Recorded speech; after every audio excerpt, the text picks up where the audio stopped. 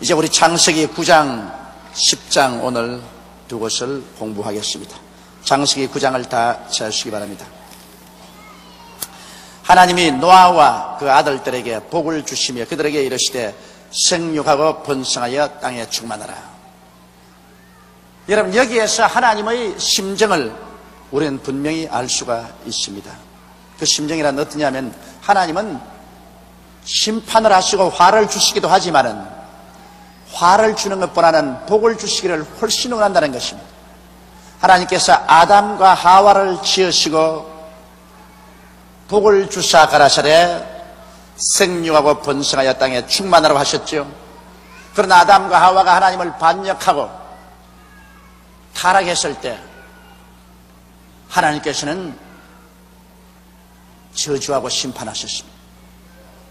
사람이 하나님을 반역하고 하나님을 믿지 않고 순종하지 않을 때 하나님은 저주하고 심판하십니다. 그런데 노아가 하나님을 믿고 순종하는 의인이 되죠. 하나님은 노아와 그 8 식구를 축복해 주셨습니다. 온 세상을 물로 다 심판해 버릴 때 하나님의 영이 사람과 같이 있을 수 없을 만큼 사람은 육체가 되어서 하나님은 전혀 생각하지 않고 인간의 탐욕 중심으로 살게 되니까 하나님의 신이 떠나고 온 세계를 멸망할 때는 노아와 그 8 식구를 구원하시고 그 다음에는 방주에서 나왔을 때 하나님이 노아와 그 자녀들을 축복해 주셨습니다. 그러므로 여러분이 하나 꼭 알아야 될 것은 하나님께 순종하고 믿고 하나님 섬기며 사는 사람은 하나님이 복을 주시기를 원하신다는 것입니다. 내가 오늘 참 비참한 편지 하나를 받아 읽었습니다. 한 가족인데 그 나름대로는 주님을 섬기고 살려고 애를 무척 쓰는 가족입니다. 부부간에 8 자녀를 거느렸는데 그 남편이 일찌감치 병이 들어 세상을 떠났습니다. 그래서 그 부인이 참 장성한 애들과 함께 뼈를 깎아가면서 생활을 합니다. 이 애들이 뭐 밥을 먹을 보지 못하고 이 우동이나 그렇지만 라면을 끓여 먹고서 삽니다. 그래서 세월이 흘러갔는데 그 집 딸이 너무 가난한 생활에 질력이 나서 맏딸이 자살을 해버렸습니다.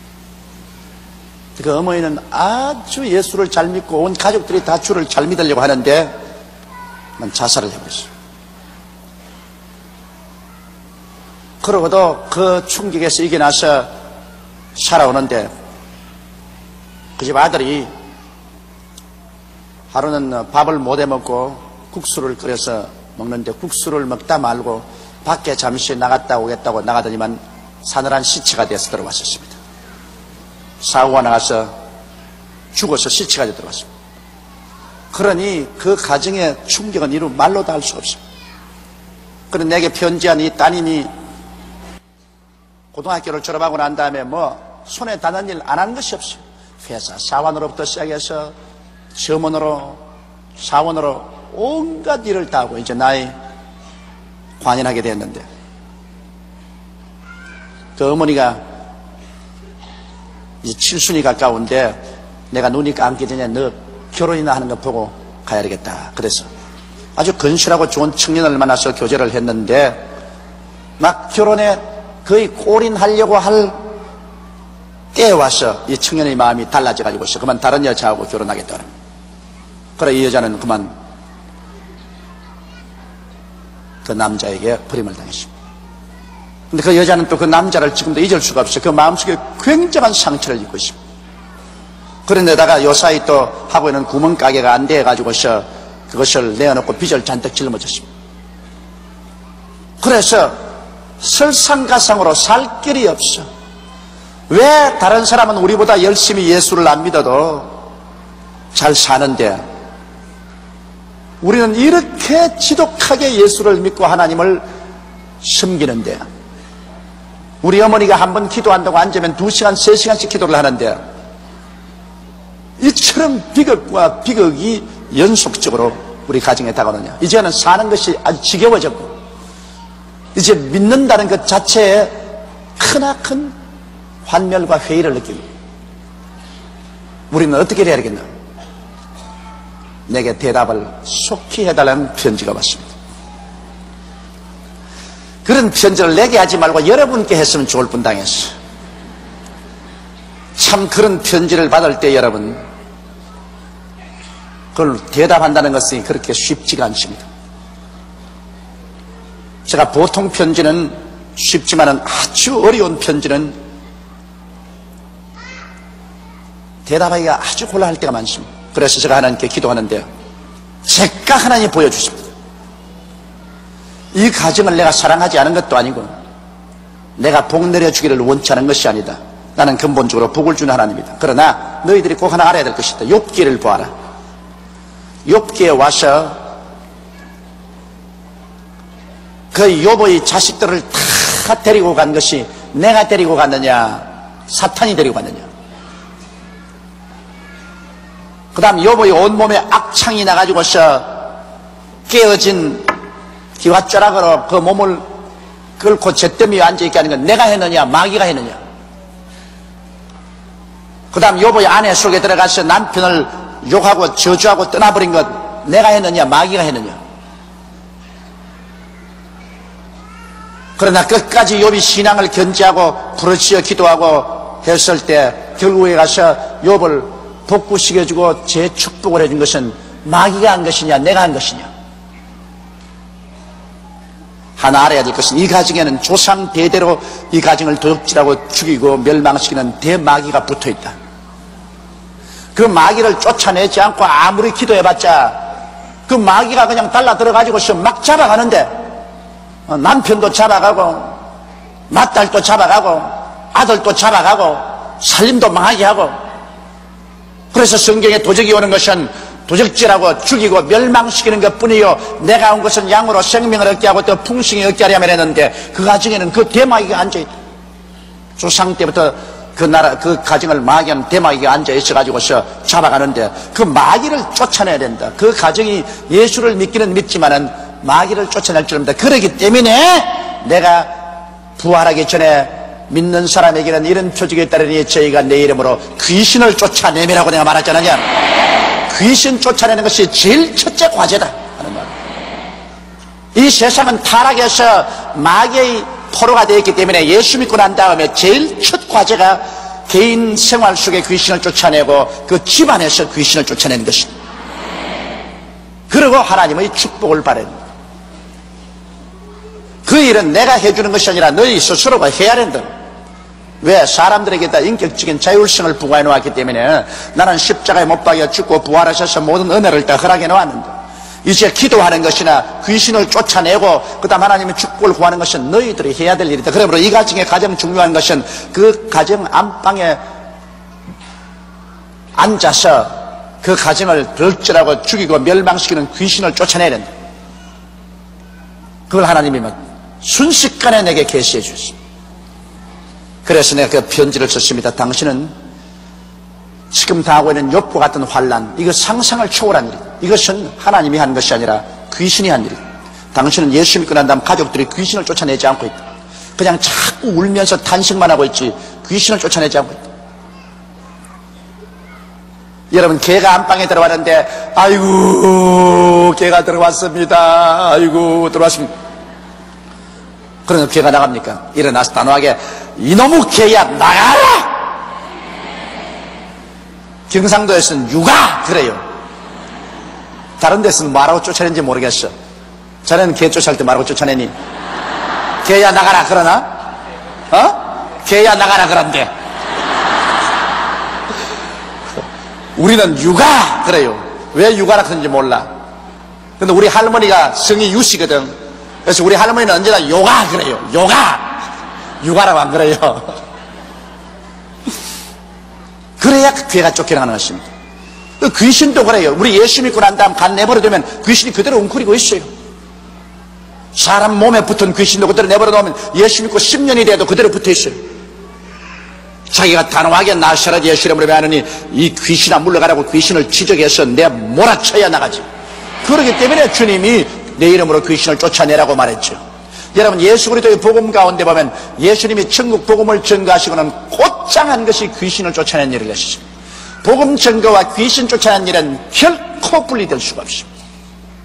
그 가정의 문제는 예수를 믿고 귀신을 안 쫓아냈어요. 그래서 내 편지에는 교회 목사님을 청해다가 신속히 찬송을 부르고 그 가정에 귀신 쫓아낸 일을 해라. 이 가정을 도둑질하고 죽이고 멸망시키는 귀신, 이 아랫목에 앉아있는 원수 귀신아 물러가라. 귀신을 쫓아내라. 그래야 하나님의 복의 줄을 막고 있는 그것을 그치게 할 수 있다. 귀신을 쫓아내라. 그리고 당신도 기도할 때 그냥 기도만 하지 말고 이 가정을 잡고 있는 원수 귀신아, 우리 가정에 온갖 이 슬픔을 가져온 원수 귀신아, 나사렛 예수 이름으로 명하는 이 가정에서 물러가라. 여러분, 가정에 귀신이 붙어있으면 나가면 교통사고가 이렇게 오지요.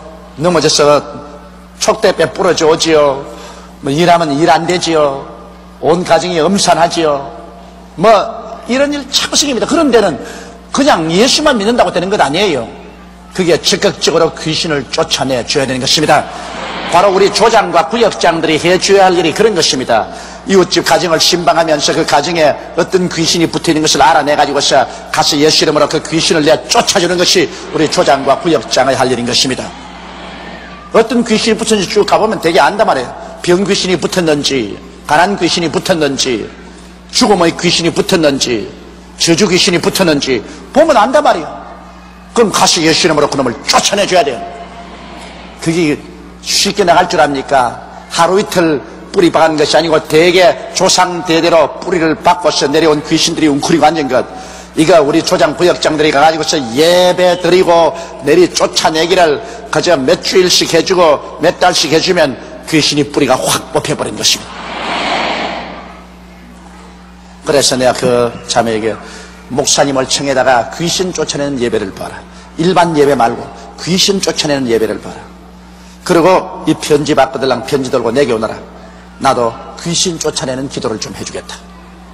일반적인 예배하고 귀신 쫓아내는 예배하고 틀립니다, 여러분. 일반 예배는 그냥 찬송하고 말씀 있고 그저 기도하고 마는 것입니다. 그러나 귀신 쫓아내는 것은 완전히 귀신을 향해서 대기하는 것입니다. 예수 이름으로. 찬송도 귀신 쫓아내는 찬송만 부른단 말이죠. 우리들의 싸울 것은 군대 아니요. 그런 이런 찬송 있지 않습니까? 아예 그는 귀신을 상대로 한 그런 찬송을 부르고 그 다음에는 성경도 그걸 읽고 난 다음 기도도 그냥 나사렛 예수 이름으로 물러가라. 하나님 보고 자꾸 쫓아내 주시옵소서 그런 하지 마시고, 귀신은 하나님 우리 보고 쫓아내라고 했었습니다. 너희가 내 이름으로 귀신을 쫓아내미라고 했으면 우리가 나사렛 예수 이름으로 명하노니 귀신아 나가라. 이 집안에서 귀신아 나가라. 이 사람에게서 귀신아 나가라. 너희 원수 귀신아 물러가라. 이거 수백 번 해도 상관이 없어요. 수천 번 해도 상관이 없어요. 나사렛 예수 이름으로 귀신아 나가라. 귀신아 나가라. 그것이 여러분 귀신을 찌르는 검입니다. 말씀은 성령의 검인데 귀신을 한 번 찌르면 어이크 이러지만은 두 번 찌르면 어이크, 세 번 찌르면 어이크, 계속 찌르면 아이고 못 살겠다 내 나갈래 그럽니다.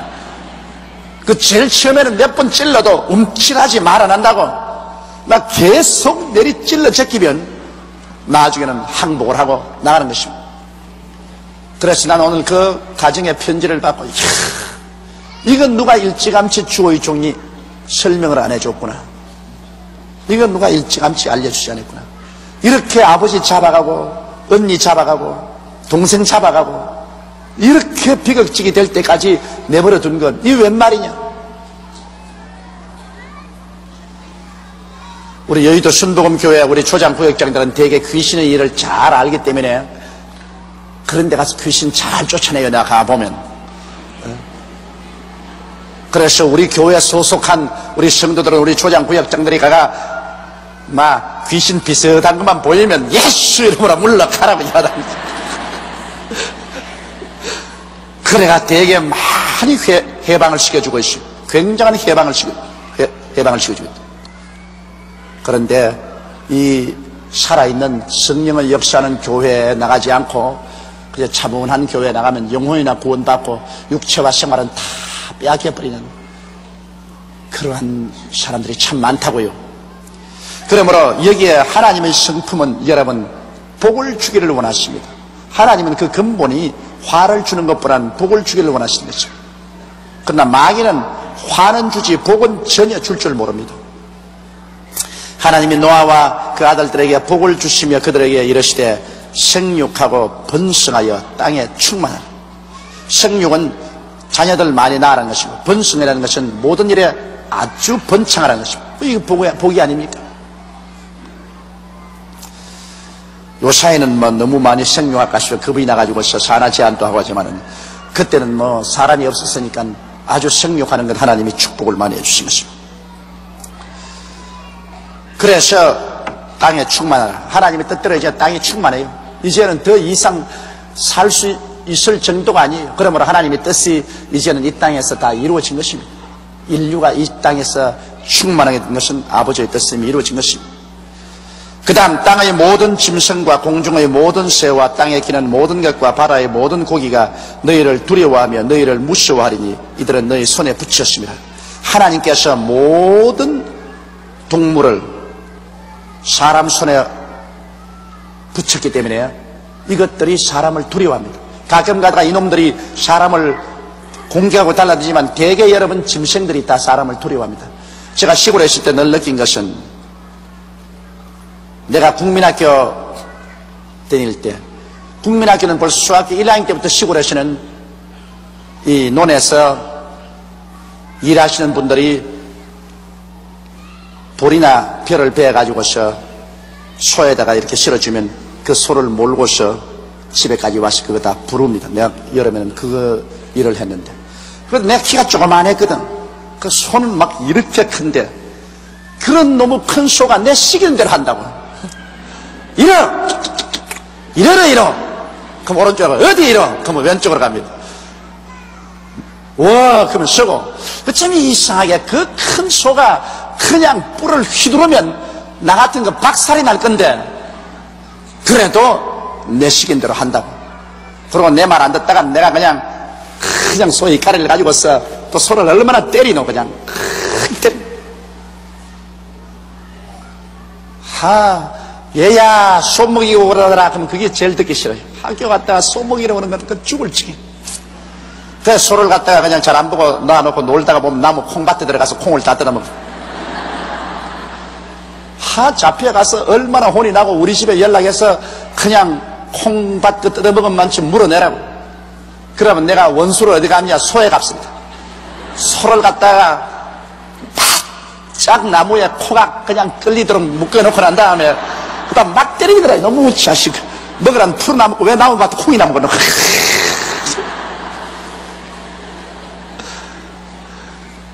그런데 그렇게 매를 맞고도 수가 순종을 한다.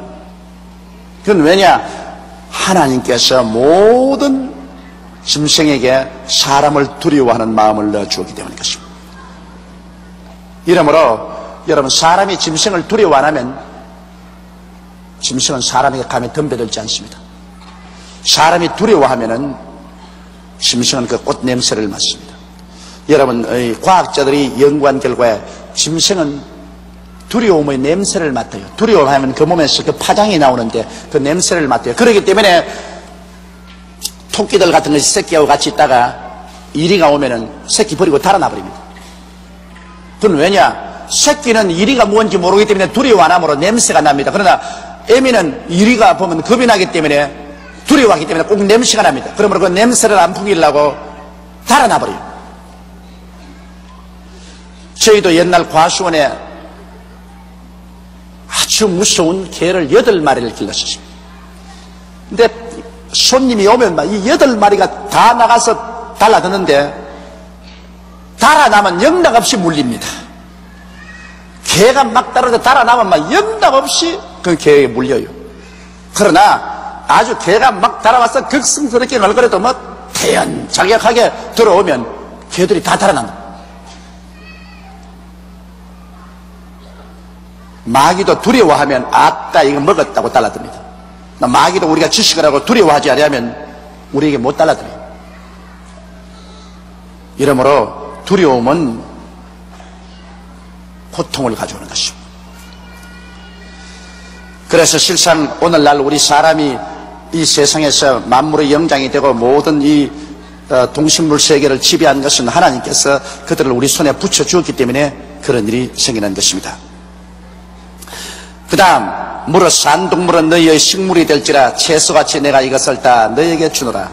여러분, 이것이 좋은 것 같습니까? 노아 홍수 이후로 비로소 하나님께서 산동물을 우리에게 식물로 주었습니다. 그때로부터 사람이 짐승을 잡아서 고기를 먹게 되었어요. 그런데 사람이 고기를 먹기 전에 초식만 할 때는 다 900살 이상 살았다고요. 그러나 하나님께서 노아의 시대에 인생에게 말하기를 너희 연대는 120살밖에 안 될 것이다. 너희가 성령이 떠나가고 너희는 육체가 되므로 이제 너희 연령은 120살밖에 안 될 것이다 말씀하실 때 인생이 120살밖에 못 살게 하는 음식이 바로 고기를 먹게 했습니다. 고기를 먹게 했어. 이러므로 여러분 요사이 생활 환경이 좋아져서 고기를 먹으면 야 행복하다 좋다 그렇게 생각하지만은 그것은 빨리 죽으라 그 말입니다. 요사이 가장 건강식이 뭔지 압니까? 거지 음식을 먹는 것이 가장 건강식이라고 합니다. 세월이 까꿀로 돼가지고서 요사이 가장 건강하게 잘 사는 사람은 거지로식을 먹어야 돼요. 그럼 거지 음식은 뭐냐? 이 집 저 집 동양하니까 콩나물에다가 고추장에다가 밥에다가 뭐 나물에다가 온갖 잡것 다 섞어가지고서 먹거든. 옛날엔 그 불쌍히 되겠다고 그것들이 온 집안에서 잡것을 따다가 벌벌 떨면서 먹어도 얼굴이 벌겋게 가지고서 그래 사람들이 있으면 또 작년에 왔던 각설이 올해도 안 죽고 또 왔네 그것을 큰 소리 하는데 그 왜냐? 거지 음식을 먹어서 건강해져서 그렇다고. 근데 옛날에 우리 동정을 했는데 그 동정할 게 아니에요. 그 사람들이야말로 정말 장수 영양식을 하고 있었고 부잣집에 턱 앉아가지고서 흰 쌀밥에 고기 반찬에 턱 먹는 것은 자살 음식을 먹고 있었어요. 저도 옛날에 우리 집에 부엌에서 일하는 애 늘 불쌍히 느꼈어요. 부엌에 그냥 일하고 손이 이렇게 트가 있는데 부엌에서 보면 언제나 우리 먹던 거 딱 끌어모아가 그 다음에는 김치도 그 흰 배추 그거는 못 먹고 잎사귀 푸른 거 있지 않습니까? 파란 잎사귀 그거에다가 누룽밥 그거 만들어 가지고서 누룽지 그 마른 거 가지고 파란 잎사귀를 얹어 가지고서 막 먹어 제끼거든. 그럼 내가 볼 때 야 불쌍하다. 우리는 흰 쌀밥에다가 배추도 하얀 것만 탁 이렇게 해서 먹는데 쟤는 그냥 누룽지에다가 막 저거를 얹어가 막 먹는. 그런데도 불구하고 이런 애들이 얼굴이 그냥 둑실둑실하고 벌고 그냥 황수같이 일을 하고 힘을 쓴. 참 이상하다. 이제 알고 보니 양분은 모조리 거기에 있어. 밥은 여러분 누룽지가 제일 영양분이 있어. 누룽지가 거기에다가 채소도 흰 부분에는 철분도 없고 비타민도 별로 없어. 전부 파란데 약물이 다 있어. 그러니 옛날 양반들 전부 다 양분 없는 것만 갈려 먹고 밑에 일하는 사람들에게는 전부 양분 있는 것만 줬다. 하나님이 얼마나 공평합니까? 그렇죠? 하나님이 공평해서 없는 사람들은 장수하도록 아주 영양식을 주고 있는 사람들은 빨리 죽으라고 양분도 없고 또 빨리 죽는 음식인 고기를 먹였다. 여러분 고기는 여러분의 체질을 산성화시키기 때문에 고기는 정말 맛있게 먹고 좋은 것 같지만은 그것은 생명을 단축시키는 거죠. 그러므로 하나님께서 옛날에 아담과 하와 이후에 노아까지 사람들은 고기를 안 줬습니다. 그때 900살 이상 다 살았다. 그러나 이제 너희 생명은 120살이 되리라. 이제부터 고기 먹어라. 고기 먹어. 그래 전부 체질이 산성화돼 가지고서 빨랑빨랑 죽었다. 근데 아마 나는 오래 살 것 같아요. 왜냐? 천성적으로 고기를 안 좋아합니다. 그 이상하게 나는 고기를 안 좋아해요. 고기 뭐 해놓으면 먹기야 먹죠. 먹기야 먹지만은 그러나 고기를 안 좋아하기 때문에 원래 고기를 안 먹어요. 제가 좋아하는 건 뭐냐? 된장에다가 김치입니다. 여러분 집에 이번 겨울에 김장김치 잘 땡겼거든. 내게 좀 가져오소. 우리 집 김치가 맛이 없어. 내가 그래 우리 집 김치가 맛이 없어가 내가 고민이라고 요새 밥 먹는데. 그러니까 여러분 아주 그냥 김장김치 말입니다. 김장김치에다가 대구 알 같은 거 넣어가지고서 아주 맛있게 만든 게 있거든. 여러분만 먹지 말고 나도 좀 갖다 주소. 저는 김치만 있으면 제일이요. 그럼 늘 저는 이 된장에다가 김치 안 먹고 나물을 좋아하고 그러지 이 육류는 좋아 안 해요. 그리고 생선도 먹기는 먹지만은 별로 그렇게 좋아 안 해요. 그러니까 이렇게 젊다고요. 이러므로 여러분께서 오래 사시려거든 하나님이 고기를 먹으라고 했지만은 아버지 나는 채소 먹겠어요. 채소를 잡으세요. 사드락과 메삭과 아벳느고는 느부갓네살에 의해서 바벨론으로 잡혀갔을 때 그곳에 왕이 먹는 진수성찬을 주었을 때 사드락과 메삭과 아벳느고와 다니엘은 그 고기는 먹지 않겠다고 거부하고 우리에게 채소하고 물만 달라고 했습니다. 고기는 당신들이 먹고 우리에게 채소하고 물만 주어서 우리의 얼굴과 그 왕의 상의 진미를 먹는 사람들의 얼굴과 비교해보고 우리가 조금이라도 영양실조가 되거들랑 그때는 우리에게 고기를 먹여라. 그런데 가만히 채소하고 물만 먹였는데 세월이 흘러가 보니까 왕의 밥상에서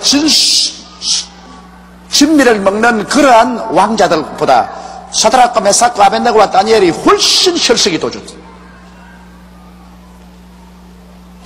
저를 가만히 보면서 누가 고기를 많이 잡수었나, 누가 채소를 더 많이 잡수었나 찾아본다고요. 이러므로 여러분 보십시오. 하나님께서 이제 너희들 너무 죄를 많이 짓고 생각하는 것이 다악하니까 이제 너무 오래 살면 안 되겠다. 빨리빨리 살고 빨리빨리 떠나가라. 그러기 위해서는 이제는 무릇 산 동물을 너희의 식물이 될지라 채소같이 내가 이것을 다 너희에게 주노라. 그때부터 인간은 120살밖에 못 살았어요. 요 사이는 이제 아주 문명이 발달되고 산업이 발전하고 생활수준이 향상되니까 사람들이 너무 고기를 많이 먹습니다. 그러니까 고기 먹는 병이 뭡니까? 심장병, 고혈압, 신장병, 암 이란 소위 말하는 요사이 과학적으로도 고칠 수 없는 성인병들이 이 세상에 우글거리고 그래서 많은 사람들이 성인병에 걸려서 죽어갑니다. 1988년도는 여러분 우리 여의도 순복음교회는 고기 많이 먹지 말고 채소 많이 먹는 운동이 일어나기를 주의 이름으로 축원합니다. 4절에 그러나 고기를 그 생명되는 피채 먹지 말 것이니라. 성경에는 꼭 하나님이 피채 먹지 말라고 하셨습니다. 그것은 모든 생명이 피에 있습니다. 사람도 여러분 피를 뽑아버리면 죽어요. 그러므로 생명은 피에 있습니다. 우리의 죄를 사하는 것도 예수 그리스도의 그 피로서 죄를 사하는 것입니다. 그러므로 하나님 보시기에는 생명은 피에 있기 때문에 피로서 생명을 대속할 수 있습니다. 여러분과 나를 죄에서 대속한 것은 예수 그리스도의 깨어진 몸이 아닙니다.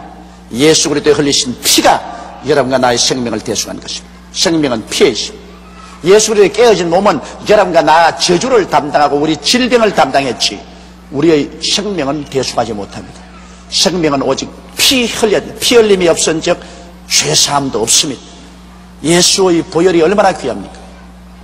그러므로 짐승의 생명도 피에 있습니다. 생명은 우리가 먹어서 안 됩니다. 생명은 하나님이 만드신 것이기 때문에 아주 그는 귀중합니다. 짐승의 생명도 그 생명은 하나님의 것입니다. 이건 꼭 선악과와 한 가지입니다. 하나님의 것입니다. 생명은 우리가 손대지 말아야 돼요. 피에는 손대지 말아야 돼요. 그 고기는 먹어도 상관없어. 채소처럼. 그러나 생명은 하나님의 것입니다.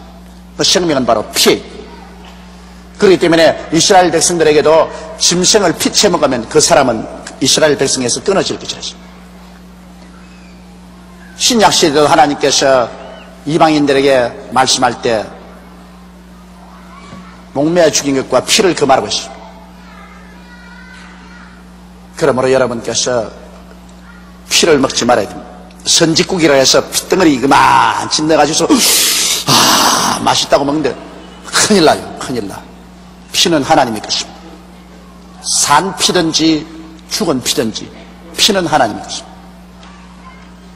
근데 요사이 또 과학적으로 보면 모든 짐승의 병이 피 속에 있어요. 그러므로 피를 먹고 나면 병이 걸려요. 그런데 막 돼지를 잡아가지고서 그 돼지 생피를 갖다가 마시는 것 기가 막힙니다. 돼지를 이런 대나무로 가지고서 이 파이프를 만들어 가지고서요. 돼지를 잡아가지고서 살아있는 그 돼지 심장에다가 파이프를 팍 꼽아가지고서 그냥 피를 꿀꺽 마셔요. 죽을라고 씌었어.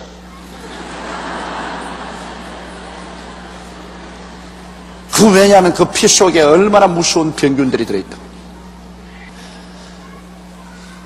그러나 고기를 그 생명되는 피채 먹지 말지니라. 내가 반드시 너희 피 곧 너희 생명의 피를 찾으리니. 보십시오. 피는 하나님의 것이기 때문에 우리가 피를 먹으면 혹은 피를 흘리면 하나님이 그 대가를 찾습니다.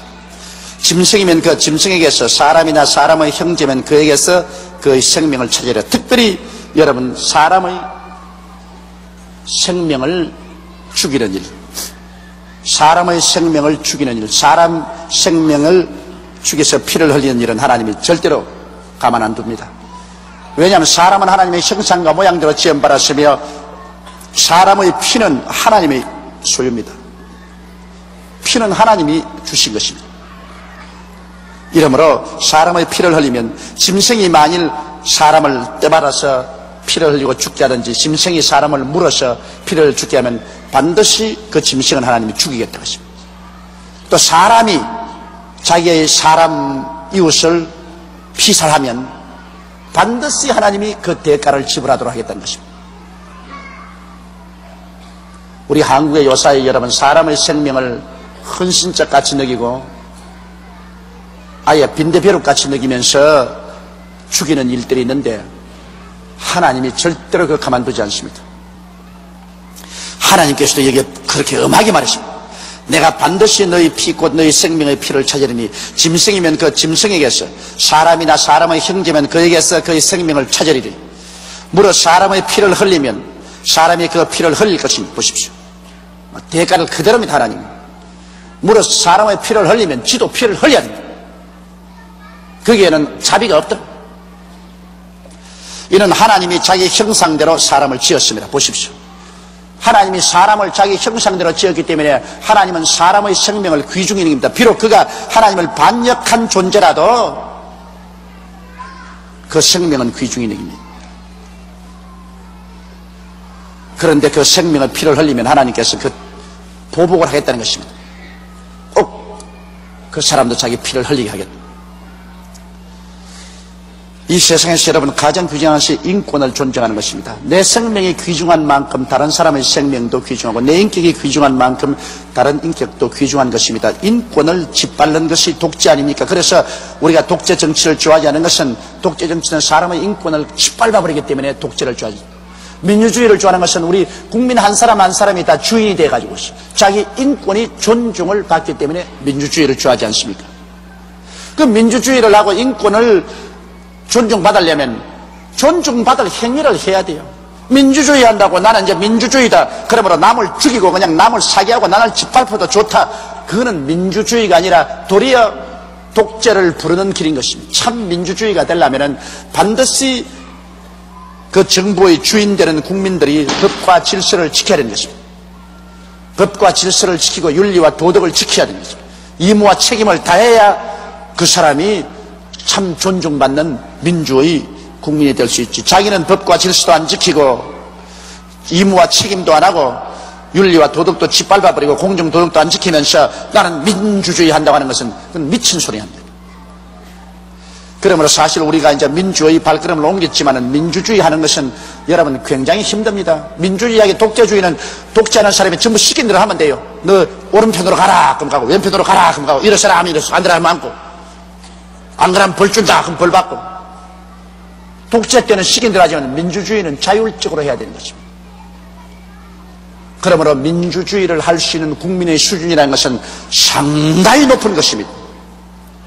국민의 수준이 높지 않고는 민주주의를 할 수 없어요. 그러므로 우리 국민들이 지금 이제 민주주의 출발을 했는데 국민의 수준이 높아야 돼요. 그런데 기독교인이 많으면 민주주의가 돼요. 그건 왜냐? 기독교인은 교회에 날 와서 하나님 말씀 듣고 하나님 앞에서 자기 책임을 다한단 말입니다. 하나님 앞에서 자기 윤리와 도덕적인 책임을 다하고義務를 다해서 합니다. 그렇기 때문에 여러분 우리 여의도 광장에서 집회했죠. 우리 100만이 넘어서 집회해도 휴지 쪽지 하나 남지 않았고 나무 하나 밟지 않았다. 민주주의의 기반은 구라파에서 왔는데 구라파의 민주주의의 기반은 기독교에서 온 것입니다. 여러분 기독교에서 사람의 생명을 귀중히 여기고 인권을 존중합니다. 인권을 존중하는 그 기독교 신앙에 기반해서 민주주의가 된 거예요. 그러므로 참 민주주의는 기독교 없이는 참 민주주의가 안 되는 겁니다. 이러면 우리나라도 민주주의가 될 수 있는 것은 4명 중에 한 사람이 예수 믿는 사람이 있기 때문에 민주주의가 돼요. 4명 중에 한 사람은 예수 믿는 사람이 있기 때문에 그 예수 믿는 사람이 자꾸 빛과 소금의 역할을 하기 때문에 민주주의가 가능해요. 그러나 예수 믿는 사람 없이 민주주의는 불가능한 것입니다. 안 되는 것입니다. 지금 여러분 구라파나 미국 재해놓고 난 다음에 진실로 예수 그리스도를 믿지 않은 나라들이 민주주의가 올바르게 된 나라가 있는지 한번 살펴보십시오. 거의 없는 것입니다. 7절에 너희는 생육하고 번성하며 땅에 편만하여 그 중에서 번성하라 했더라. 그러므로 하나님이 한 번 축복하시고 난 다음에 또다시 그 자손들을 보고서 너희는 생육하고 번성하며 땅에 편만하여 그 중에서 번성하라.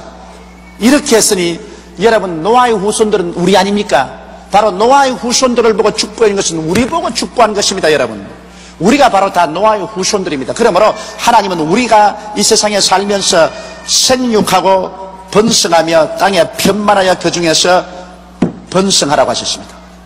하나님은 번성하기를 원합니다. 모든 것이 아주 번영해서 가난과 질병을 제하고 사람답게 살 수 있도록 하는 이것은 하나님의 뜻인 것입니다. 8절에 하나님이 노아와 그와 함께한 아들들에게 일러 가라사대 내가 내 언약을 너희와 너희 후손과 너희와 함께한 모든 생물 곧 너희와 함께한 새와 육축과 땅의 모든 생물에게 세우리니 방주에서 나온 모든 것 곧 땅의 모든 짐승에게니라. 여기에 하나님의 언약은 일방적인 언약입니다. 여러분 언약에는 반드시 상대가 있어요. 너와 나와 언약을 맺는 것이기 때문에 언약은 상대적인 것입니다. 그러므로 에덴 동산에서 아담과 하와에게 주신 언약도 상대적인 언약입니다.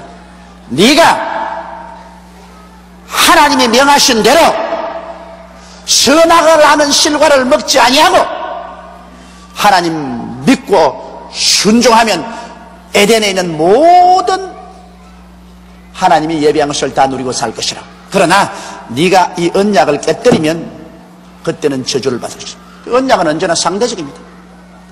그래서 아담이 언약을 깨뜨리니까 하나님도 언약을 취소시켜버린 것입니다. 구약시대 언약도 그렇습니다. 구약시대도 모세를 통해서 시내산에서 준 10계명과 더불어서 이스라엘과 맺은 언약은 상대적입니다. 너희가 하나님 여호와를 섬기고 이 10계명을 지키고 하나님 뜻대로 살면 내가 너와 같이 있어서 너희 나라를 번창하게 하니와 네가 하나님을 버리고 이 계명을 어기면 그때는 하나님이 너를 버리려 했는데 이스라엘 백성이 하나님을 버리고 우상을 섬기고 계명을 어기니까 하나님이 북방 이스라엘은 바벨론에 아수르에 남방 유다는 바벨론으로 포로로 팔아버리고 마는 것입니다. 신약의 언약도 여러분 한 가지입니다. 신약에 예수님이 십자가에 못 박여 몸치고 피 흘려 죽으셨다가 부활하셨는데 그 언약은 뭡니까? 우리가 예수 그리스도를 구주로 믿으면 구원을 얻겠거니와 믿지 아니하면 어떻게 돼요? 안 믿으면 어떻게 돼요? 버림을 당하리라. 이것도 언약 일방적인 거 아닙니다. 내가 십자가에 못 박아 죽었으니까 막 누구든지 다 구원 받는다. 천만에. 나하고 언약 맺자. 언약은 예수를 통해서 맺는다. 예수는 와서 십자가에 몸짓고 피 흘려서 자 구원해 놓았으니까 너희는 이제 믿어라. 그럴 때 구원을 받는다. 안 믿으면 그때는 언약 취소다. 결혼의 언약도 언약입니다. 여러분, 결혼도 일방적인 언약이 아니잖아요.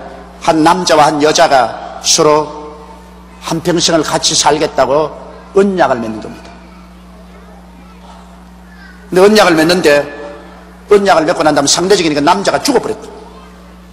그럼 뭐 언약 맺은 상대가 죽어버렸으니까 그 언약에서 해방입니다. 옛날과 같이 뭐 남편이 죽어도 일평생을 혼자서 청산갑으로 산다. 그거는 없는 거예요. 남편이 죽으면 남편의 언약에서 해방되고 부인이 죽으면 부인의 언약에서 해방되고 마는 것입니다. 언약에는 상대적인데, 그런데 여기에 있는 이 언약은 상대적이 아닙니다. 일방적인 언약입니다. 하나님 혼자서 아예 일방적으로 맺어준 언약이기 때문에 이거는 파괴될 것이 없어요. 이거는 영속하는 것이요. 그럼 그 언약이 뭡니까? 내가 너희와 언약을 세우리니 다시는 모든 생물을 홍수로 멸하지 아니할 것이라. 땅을 침몰할 홍수가 다시는 있지 아니하리라. 노아 홍수 이후로 홍수로서 이 땅을 결코 멸하지 않겠다는 하나님의 일방적인 언약입니다. 상대적인 언약이 아닙니다. 하나님이 가라사대 내가 나와 너희와 및 너희와 함께하는 모든 생물 사이에 영세까지 세우는 언약의 증거는 이것이라. 내가 내 무지개를 구름 속에 두었나니 이것이 나의 세상과의 언약의 증거니라. 내가 구름으로 땅을 덮을 때 무지개가 구름 속에 나타나면 내가 나와 너희와 및 혈기 있는 모든 생물 사이에 내 언약을 기억하리니 다시는 물이 모든 혈기 있는 자를 멸하는 홍수가 되지 아니할지라.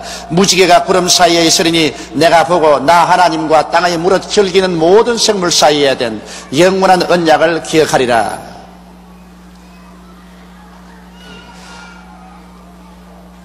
하나님이 노아에게 또 이르시되 내가 나와 땅에 있는 모든 생물 사이에 세운 언약의 증거가 이것이라 하였더라.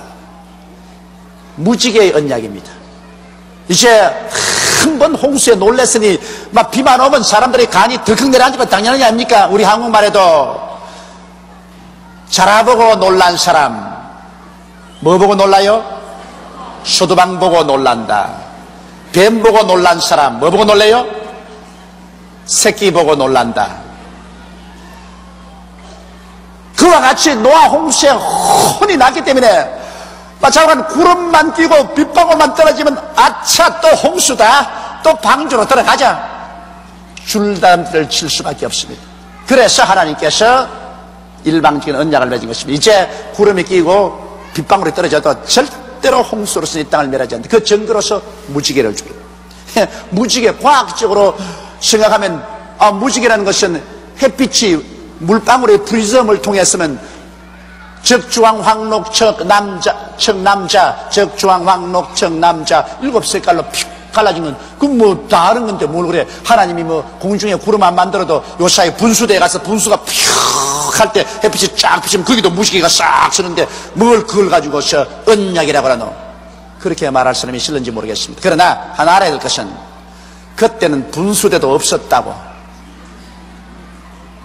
거기에다가 노아의 홍수 전까지는 비가 온 적이 없어요. 구름이 끼어서 비가 온 적이 없다고. 그러므로 무지개가 없었다고. 그때는 땅이 김이 올라와서 땅을 적셔서 농사를 했어요. 비는 노아 홍수 때 비로소 처음 왔다고요.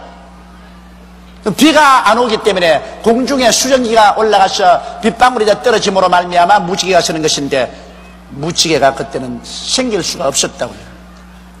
그러나 노아 홍수 이후로 하늘에 구름이 빗방울이 돼서 떨어지기 때문에 그 빗방울의 프리즘을 통해서 하나님이 무지개가 서도록 명령하는 것입니다. 그 법이 온 천하에 그대로 시행돼서 물방울만 있으면 프리즘이 돼가지고서 무지개가 생겨나요. 그래서 하나님은 이 무지개를 볼 때마다 절대로 이 땅을 홍수로서 몰아지 않는다. 그래서 노아의 자손들이 안심하고 그 방주 속으로 뛰어들어갔다가 나왔다는 이유는 언제나 비가 오고 난 다음에는 무지개가 착 서니까 야, 하나님이 언약하시고 그 언약의 표적으로 무지개를 주셨으니 절대로 비는 안 온다. 이것을 알았던 것입니다. 여러분, 옛날 우리 어릴 때는 그 무지개가 이렇게 탁 쓰면 무슨 옹달샘에서 써가지고서 옹달샘으로 썼는데, 거기에는 선녀들이 내려와서 목욕을 하고 그 옷 밑에 가면 보화가 있다 해가서, 나는 그때 하도 가난했기 때문에 우리 이웃 사람하고 애들하고 그 보화 찾으려고 무지개 찾아서 산을 넘고 또 산을 넘고 얼마나 뛰었던지. 그럼 옹달샘에 쏟다고 해서 이 옹달샘에 가니까 또 없고 또 저 옹달샘에, 요사이 비행기를 타고 보니까 무지개가 동그랗단 말입니다. 여러분 보기에는 무지개가 이 땅에서 이렇게 쓴 것 같지만은 비행기를 타고 보면 무지개가 하늘에서 동그래요. 이렇게. 사실은 동그란 거예요. 그게 지구가 둥글다니까 이게 가려가지고서 반쪽으로 보이지. 방주에서 나온 노아의 아들들은 셈과 함과 야베스며, 함은 가나안의 아비라. 그 셈과 함과 야베스이 나와가지고서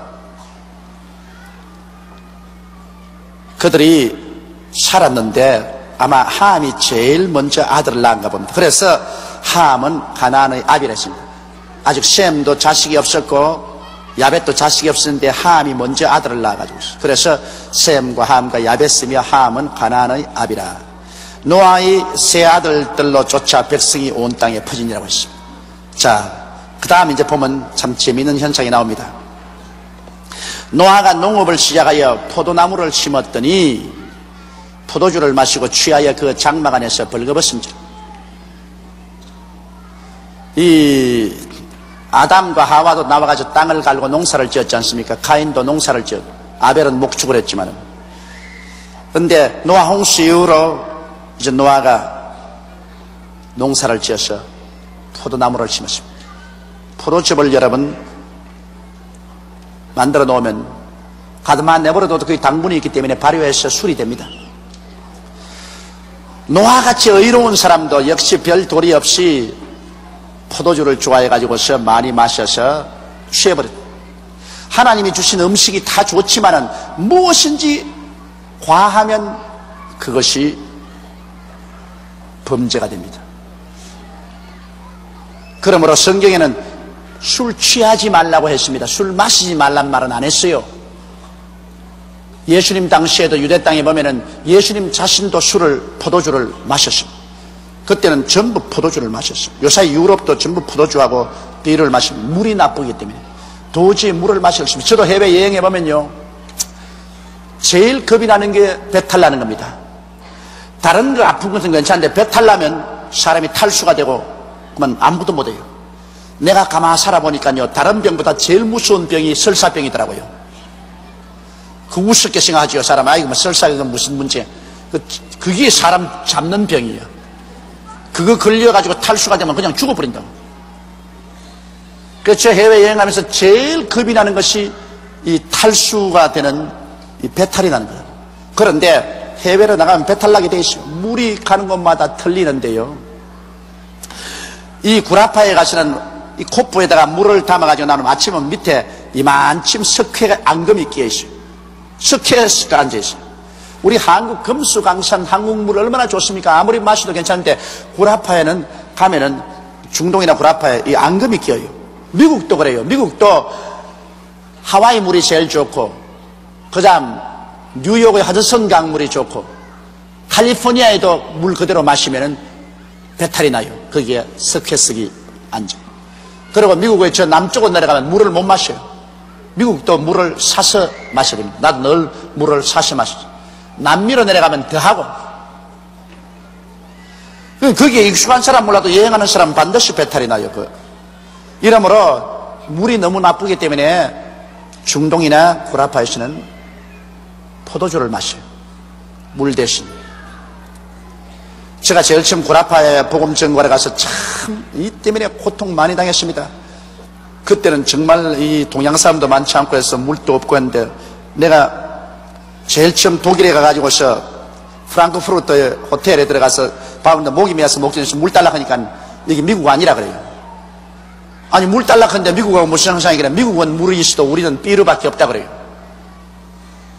천상 목이 말라 견딜 수가 없으니까 그럼 삐르라도 갖다 달라고 그랬습니다. 저는 태어날 때부터 알코올을 못 먹어요. 제가 예수 믿기 전에 고등학교 시절에 애들이 강제로 끌고 가서 전부 술을 마시는데 내가 조금 먹고 난 다음 죽을 뻔당했습니다. 저는 이 알코올을 마시면 막 괴로워 견딜 수가 없어요.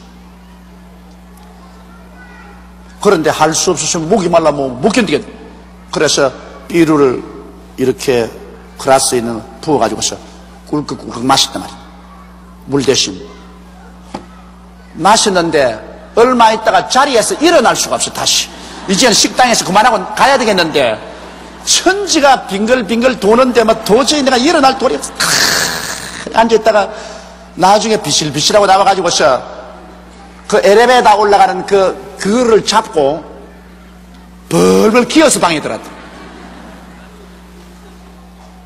내가 혼났습니다. 그리고 프랑스 파리 하나님의 성회 본부교회에 내가 초청을 받아가는데 그날 저녁에 교회 밑에서 식당에서 밥을 먹는데 밥에다가 보니까 비루 한 병에 포도주 한 병에 두 병씩을 줘요. 또 역시 물을 안 줘요. 그래 밥을 적게 먹고 그 물을 조금 마시고 물을 대신 싸물 때 막 프랑스 총회장 목사님하고 막 장로들이 막 먹으면서 막 비루를 막 터뜨리고 포도를 터뜨리고 그냥 꿀꿀 마시고 이래요. 그러지만 이제 예배 보러 이제 올라갔는데 교인들이 꽉 들어섰는데 찬송을 부르는데 얼마나 신바람나게 부르는지 이래고 그럼 내가 뒤에 앉아가지고 하하 성령이 충만한 게 아니라 포도주가 충만하는구나. 얼굴이 버벅 해가지고서 막 찬송을 불러적이는데 그러나 내가 비난은 못해요. 그 나라 습관은 그러니까. 그래서 그 프랑스 교역자들을 제가 수백 명 서울에 데리고 왔지 않습니까? 여기 데려와서 우리 교회 성장하기 위해서. 그래서 우리 그때 기숙사가 교육관에 있을 때 기숙사인데 하루 만에 목사들이 다 뜨는데요. 그걸 와서 내게 포도주 달라. 그 어릴 때부터 늘 포도주를 먹기 때문에 그게 알코올 중독이 되어 있어가지고서 한국에 와서 식사하는데 우리가 커피만 주고 포도주를 안 주니까 다 떨기 시작해요.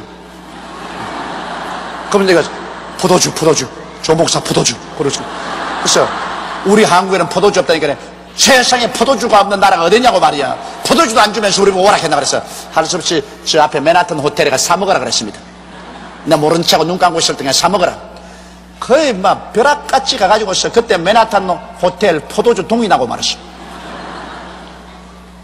어릴 때부터 마셔놓으니까 그걸 갖다가 갑자기 와서 안 마시니까 그냥 몸을 떨기 시작해요. 근데 좌우간 어떻게 되었든 성경은 술 취하지 마라 이는 방탕한 것이라 했습니다. 취하면 안 돼요.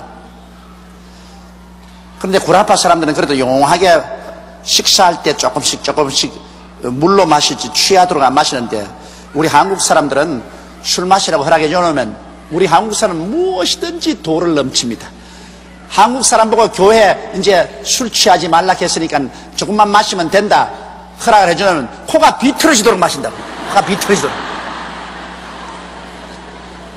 이게 중도를 취하면 괜찮은데 중도를 안 취하고 너무 마시기 때문에 큰일. 그래서 절대로 술은 보지도 말고 만지도 말라는 이유가 거기 있는 것입니다. 그렇기 때문에 이 노아도 포도주를 마시고 난 다음에 이런 생피를 당하고 가정에 큰 불행을 가져오게 된 것입니다. 포도주를 마시고 취하여 그 장막 안에서 벌거벗은지라. 이 술이 취하면은 자기 정상적인 사고를 잃어버리고 비정상적인 행동을 합니다. 가나안의 아비 함이 그 아비의 하치를 보고 밖으로 나가 두 형제에게 고하며 그 둘째 함이 그 아버지의 하치를 벗고 들어 누워 있는 것을 보고 밖에 나가서 그 두 형에게 고함에, 성경은 그냥 고함에 했지만은 실제는 그렇지 않습니다. 두 형제에게 나가서 아버지를 비웃었다고요. 나가셔서 아버지가 말이야 술을 먹고 옷을 빨아먹고 들어 누웠는데 기가 막힌다.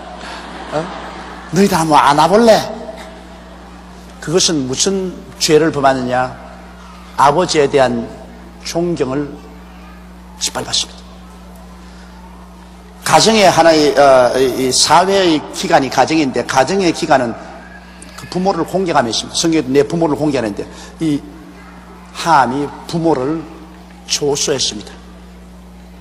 부모를 공경하지 않아요. 부모가 실수하더라도 그걸 잘 받들어서 공경해야 되는데 부모를 조수하고 멸시했습니다. 그러니까 흉을 보았거든. 이건 대단히 패역한 짓입니다. 아버지가 만일 그랬으면 빨리 형들에게 와서 큰일 났다. 아버지가 지금 취하셔서 지금 몸을 벗고 있으니 우리 빨리 가서 옷을 입혀드리자. 그렇게 해야 될 거 아닙니까? 근데 이 함은 와가지고서 아버지가 취해서 벌거벗고 있는 것을 보고 흉을 보았다. 그런데 셈과 야벳은 어떻게 했습니까? 셈과 야벳은 옷을 취하여 자기들의 어깨에 메고 뒷걸음질 쳐가서 아비의 하체에 덮었으며 그들이 얼굴을 돌이키고 그 아비의 하체를 보지 아니했다. 이게 셈과 야벳은 그 아버지를 존경했습니다. 그래서 셈과 야벳은 축복을 받고 함은 이제 얼마 있으면 보십시오. 아버지가 깨어나서 저주했습니다. 그런데 이 노아도 성격이 급했던가 봐. 그 아들을 그냥 저주를 했는데 내가 왜 함이 아버지를 조롱했다고 생각하냐면 보통 조롱했어야 아버지가 아들을 저주하겠습니까? 그렇죠? 예? 여간 욕을 했다 하더라도 그 아버지가 아들을 저주하겠어요? 여러분에게 아들이 잘못했다고 저주하겠어요? 안 하지요? 대답 좀 하라고. 그런데 여기에 노아가 저주를 할 정도가 되었으면 그 함이 아버지의 하체를 보고 나와서 얼마나 아버지를 모욕하고 비웃었겠냐는 것입니다. 그 말을 듣고 아버지가 화가 머리까지 나서 자기 친자식을 저주할 때는 보통 말을 한 것이 아닙니다, 여러분. 이것을 능히 우리가 추측하고 또 남음이 있는 것입니다. 노아가 술이 깨어 그 작은 아들의 자기에게 행한 일을 알고 또 누가 또 고나 바쳤는지 몰라. 내가 보기엔 틀림없이 이 셈과 야벳이 아버지 하체를 덮어주고 난 다음에 그 다음에는 자기 각각 집에 와서 자기 부인에게 이야기를 했을 것입니다. 그 남자가 자기 부인에게 이야기하는 것 봤어요. 와, 큰일 났다. 셈은 내 동생이, 야벳은 형님이. 글쎄 아버지가 술을 취해서 하체를 다 드러내고 있는데 그게 보고 와서 막 비웃고 조롱하고 했. 아버지가 알면 막 큰일 날 일이다. 당신들은 절대 입 다물어. 쉬, 말하면 안 돼. 그러니 그 며느리들이 뭘 했겠어요? 시어머니가 찾아가가지고서 어머니 아버지가 그냥 막 술이 취해서 하체를 다 드러내는 것 아유 시아주머니가 들어가서 보고 그걸 막 조롱했대요. 그래서 우리 남편이 와가지고 보고 막 놀래가 그 뒷걸음에 가서 옷을 덮여놓고 또 우리 보고는 쉬 크더라고. 그러니 시어머니가 그걸 듣고 난 다음에 이런 고약한 놈이 있나? 저 아버지가 술이 취해가 비록 정신없이 그래 있었다 할지라도 이걸 가지고서 얼마나 이야기를 했던지 며느리까지 다 알려가지고서 이런 창피해 내가 얼굴을 들고 살 수가 있나? 세상에. 그래가지고서 자기 남편이 와서 여보 당신 정신 좀 차리라고. 정신 좀 차려. 나이값 좀 하라고. 세상에 대낮에 술을 먹고 옷을 보고 들어놓아가지고서 며느리까지 다 안다고 이제 창피해서 나갈 수가 없어. 이제 얼굴을 들 수가 없어. 그래. 그러니 그 노아가 막 화가 나는 너무 자식들. 아버지가 서로 그랬다 할지라도 세상에 이게 풍상을 해가지고서 며느리까지 다 알아. 이제 내가 며느리 앞에 고개를 들고 어떻게 나가겠어? 여러분 자기 부인은 참 만만한데 며느리는 그렇게 안 만만해요. 내가 며느리 데리고 한 달 살아봤는데요. 며느리 없을 때는 나는 집에 턱 가면 옷 다 벗어버려. 그리고 내가 잠옷 탁 입어. 잠옷 입고 이렇게 턱 해서 우리 집에 왕으로 그냥 마음대로 댕겨. 그냥 마음대로 댕겨도 뭐 아무도 할 말도 없고. 그런데 와 이거 며느리 따오고 난 다음에는 반드시 나갈 때 옷 갈아입네. 내 참 감옥살이도 그런 감옥살이 하고 내 방에서 밖에 나가면 옷 딱 들어 갈아입고 걸어 나가야 돼. 그리고 또 내가 정원에 좀 편안하게 나가려면 우리 집사람 불러가 며느리 있어? 며느리 있어? 알아보고서 나옵니다. 그러니 여러분, 며느리 데리고 함께 산다는 것 종살이 하는 거라고. 옛날과 달라요. 종살이 하는 거라고. 아이고, 며느리 떼라고 하니까 얼마나 시원한지 몰라. 세상이 내 세상이다. 그러니 노아의 심정을 알아줄만 해요. 노아가 그렇게 말이 전달돼 오니까 자기가 마음이 창피하고 하니까, 그래서 이제 노아가 아들들에게 대해서 예언을 합니다. 그 노아는 가장이니까, 여러분, 가장이 바로 그 가정의 제사장입니다. 내가 전번에도 말했지만은, 노아가 하나님 앞에 올바르게 서매 셈과 함과 야벳과 그 부인과 그 세 며느리 8사람이 따라서 다 구원받았. 그것은 한 가정의 제사장은 노아인 것입니다. 아버지가 올바르게 서니 그 밑에 다 축복을 받다. 주 예수를 믿으라 너와 내 집이 구원을 얻으리라. 그 아버지를 보고 한 말인 것입니다. 그러므로 여기 아버지가 말하는 것은 자손들에게 그 이루어집니다. 그거 무섭습니다. 그렇기 때문에 여러분, 아버지에게 복을 받아야 돼요.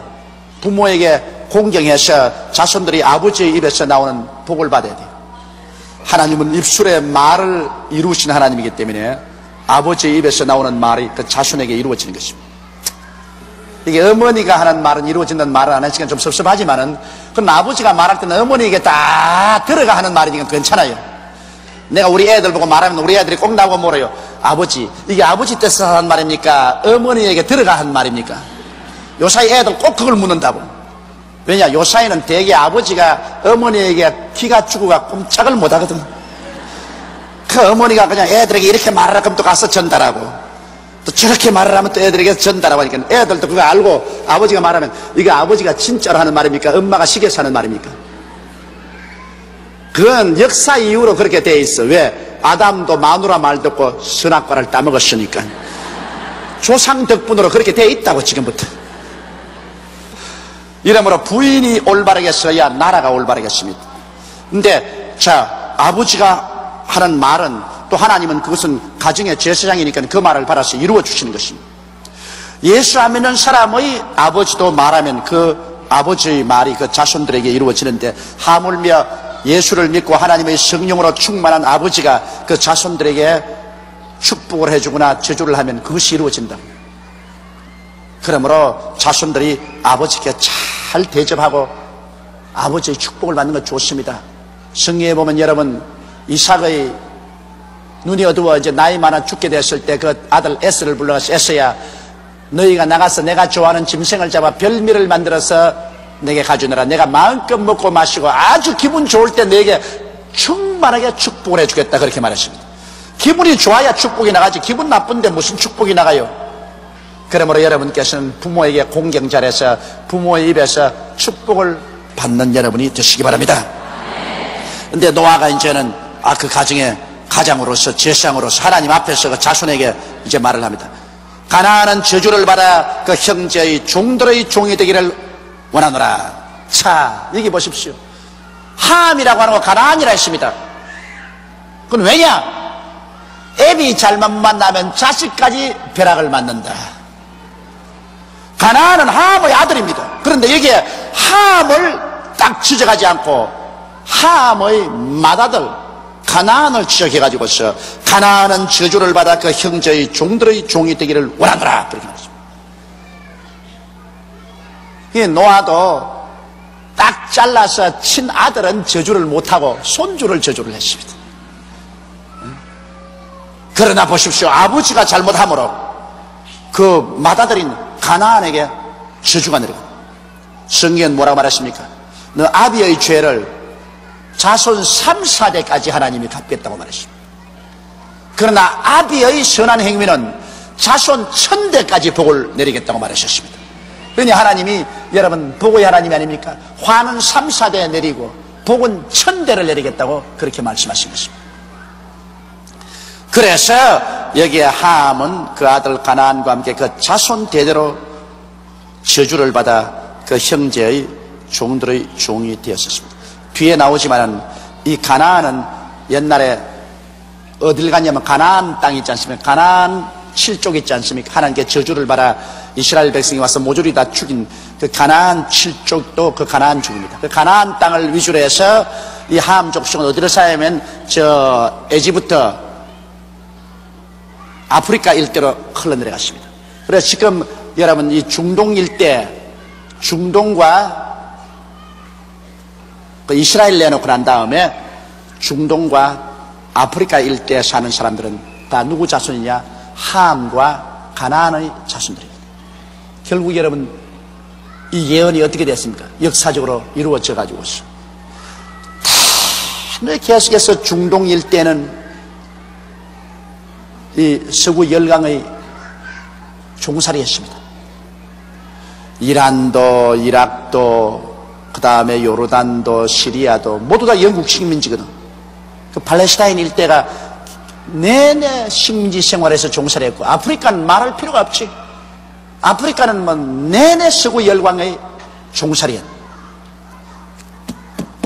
하나님이 함을 너희 형제들의 종중의 종이 되려 했는데 종중의 종이 되고, 지금까지도 이스라엘은 이 민주사회, 개화된 문명의 사회에서도 지금도 정신적인 종이 되어 있어요. 정신적인 종이 되어 있어요. 그러니 얼마나 불쌍합니까? 이러므로 여러분 부모가 하나님 잘 섬기면 그 자손들에게 그 축복이 다 간다는 걸 우리가 잊지 말아야 돼요. 또 가라사대 셈의 하나님 여호와를 찬송하리로다. 가나안은 셈의 종이 되고 하나님이 야벳을 창대케 하사 셈의 장막에 거하게 하시고 가나안은 그의 종이 되게 하시기를 원하노라 했더라. 셈의 하나님, 따라 말씀해. 셈의 하나님, 셈의 하나님. 자, 여기에서 셈 족속에게는 하나님을 주셨어요. 셈의 하나님. 그랬으므로 셈 족속에게는 하나님을 주었다. 하나님을 섬기는 사명을 주었다. 그럼 셈 족속은 어디로 살았느냐? 셈 족속은 바로 노아의 자손들이 나누어진 그 시나일 땅에서 셈 족속은 나중에 뒤에 보면 두 갈래로 갈라졌습니다. 셈의 족속 중에 적지 않은 마다들은 결국 아브라함 계통으로 나와가지고서 애굽으로 들어갔다가 오늘날 이스라엘 거기에 앉았고, 그 다음에 둘째 아들은, 그 후손에서 갈라진 둘째 아들은 거기에서 동쪽으로 퍼져나와가지고서 결국에는 아시아로 나왔습니다. 벨렉의 아들들 가운데 욕단이라는 아들이 있습니다. 그 욕단의 후손들은 거기에서 동쪽으로 나왔습니다. 그래서 오늘날 아시아 사람들은 셈의 자손인데, 셈의 자손은 또 첫째 맏아들이 아니고 둘째 아들 자손들입니다. 유다 민족들은 셈의 맏아들 자손이고, 그 다음 아시아 민족들은 셈의 둘째 아들 자손들인데, 셈의 여호와를 찬송하려니까 셈에게는 하나님을 주었는데, 그러므로 여러분 보십시오. 오늘날 세계 4대 혹은 5대 종교가 다 셈의 자손이 나왔습니다. 아시아에서 나왔습니다. 세계적인 종교가 여러분 아시아에서 나왔습니다. 자, 첫째 불교가 인도에서 나왔습니다. 셈의 후예입니다. 유교가 중국에서 나왔습니다. 셈의 후예입니다. 유대교가 벌써 셈의 후예 아닙니까? 그 다음에는 기독교가 바로 아시아에서 나왔습니다. 셈의 후예 아닙니까? 마호메토 교가 바로 아시아 셈의 후예 아닙니까? 그러므로 세대 5대 종교가 셈의, 내가 이 말을 미국에서 하니까 미국 사람이 화를 내가지고서 어디에 아시아 사람만 종교에 기원했냐, 우리 미국 사람도 종교를 창시한 건 많다 그랬어. 그 뭐냐, 여호와의 정인 미국에서 나왔고 몰몬교도 미국에서 나기래. 웃기는 소리 하지 마라. 여호와의 정인은 기독교 2단이고 몰몬 종교도 기독교 2단이야 그런 엉터리 없는 소리 하지 마라. 내가 그렇게 말하고 말았습니다. 그러므로 셈 족속에게는 하나님을 주었는데, 그만 마귀가 달라들어 가지고서 이 하나님도 올바른 하나님을 믿지 못하게 하고 그릇된 하나님을 믿고, 그 셈 족속은 하나님을 섬기는 그런 심성이 발달되어 있어요. 영성이 발달되어 있어 가지고서 셈은 하나님을 주었기 때문에 하나님을 경배하는 영성이 발달되는데, 그게 마귀가 와가지고서 불교로가 점령해버리고 유교로가 점령하고 마호메토 교로가 점령하고 그 유대교는 타락해버리고.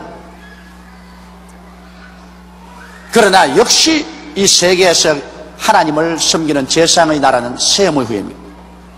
그러므로 유대민족이 셈의 후예로서 그 복음 증거를 실패하십니다. 예수를 십자가에 못 박아버리고 하나님께 버림받아. 그러므로 성경에 예수께서 말하기를 천국이 너희에게는 빼앗기고 그 나라의 열매 맺는 다른 민족에게 주려 했는데, 그 다른 민족은 다시 말하면 셈 족속에 줘야 되는 것입니다. 셈 족속이 제사장이니까. 그래서 유대민족이 복음 증거를 실패하고 난 다음 이 복음의 바통을 누구에게 줘야 되겠습니까? 아시아를 한번 살펴보세요. 아시아를 한번 살펴보세요. 이건 아시아에게 복음 증거의 제사장의 역할을 하는 건데, 물론 유럽 사람도 하긴 하지만은 전문적인 사명은 아시아인에게 준 것입니다. 그런데 자, 중동은 마음의 또 교로 잡혀버렸지. 그 다음에는 동남아시아는 힌두교나 불교로 잡혀버렸죠. 중공은 무신론적인 빨갱이로 잡혀버렸죠. 인도네시아는 마호메토교로 잡혀버렸지. 필리핀은 아주 필리핀 토촉 신앙과 가톨릭이 합쳐서 뭐가 뭔지 모르게 엉망이 되어버렸죠. 일본은 800만 우상신을 섬기는 나라가 되어버렸죠. 셈의 후예 중에 야훼 하나님의 이름을 부르는 사람은 유일하게 지금 한국민족이라. 그래서 하나님이 지금 우리 한국민족을 귀하게 여기고 품에 품어가지고서 기르시고 부흥케 하시고 하나님의 성령을 부어주어서 마지막 복음 증거의 주자가 되게 만들어주시는 것입니다. 처음 주자가 유대 땅에서 왔으면 이제 마지막 주자는 같은 셈의 후예인 우리 한국 땅에서 오게 되어 있는 것입니다. 그래서 한국 민족이 지금 크게 신앙이 부흥하고 앞으로도 이 민족 전체가 예수를 믿고 나올 것이 분명한 것은 하나님께서 셈의 후예로서 하나님을 마지막으로 온 세계에 전파하기 위한 사명을 이 나라에 주신 것입니다. 일본에서는 일본이 극동아시아에 있기 때문에 일본을 하나님이 택했다고 하지만은 내가 듣고 말은 안 해요. 미안할까 싶어가지고서. 왜? 믿는 사람이 뭐 있어야 뭘 하긴 하지. 1억 2천만 인구 가운데 예수 믿는 사람 100만도 될까 말까 하니, 그걸 보더라도 하나님이 일본에 적극적으로 구원의 역사를 안 베풀으셨다는 것을 알 수 있습니다. 일본을 적극적으로 하나님이 택했으면 우리보다 100년 앞서서 복음 증거를 받은 일본이 지금은 최소한도 한 2, 3천만은 예수 믿어야 될 겁니다. 그러나 하나님은 일본을 제껴놓고 우리 한국을 택했다고요. 그래서 100년 이내에 이렇게 부흥하십니다. 근데 택함을 만나는 건 쉬운 건 아닙니다. 택함을 받은 개인이나 민족은 많이 시련을 통해서 깨어져서 그 다음 하나님이 축복해 주시는 것입니다. 그렇기 때문에 우리 한국이 반말년 동안 가시밭길을 걸어왔으며 건세사에 눈물로 얼룩진 삶을 살았습니다.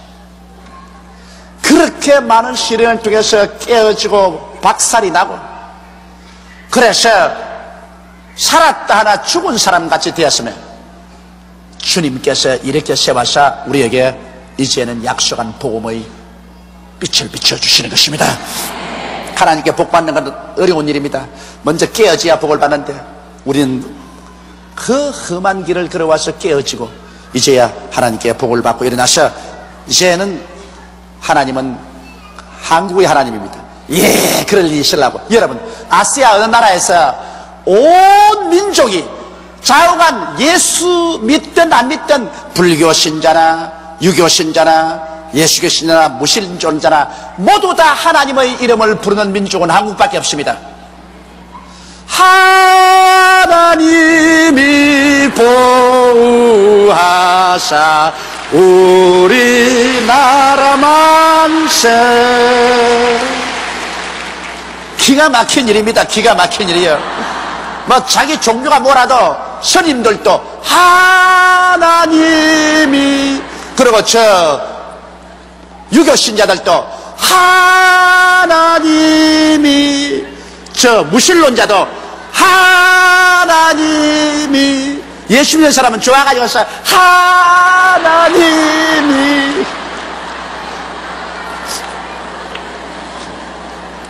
이게 하나님이 우리나라를 택한 증거인 것입니다, 여러분.